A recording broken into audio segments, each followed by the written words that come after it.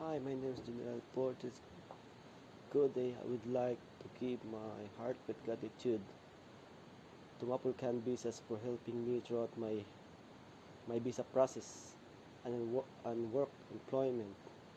I'm very much grateful for help and opportunity given to me most especially to my agent Miss Hasimil Chawla and Miss Jabid Naina, who's very hands-on the details and instructions about the process for me to succeed. I got my visa now here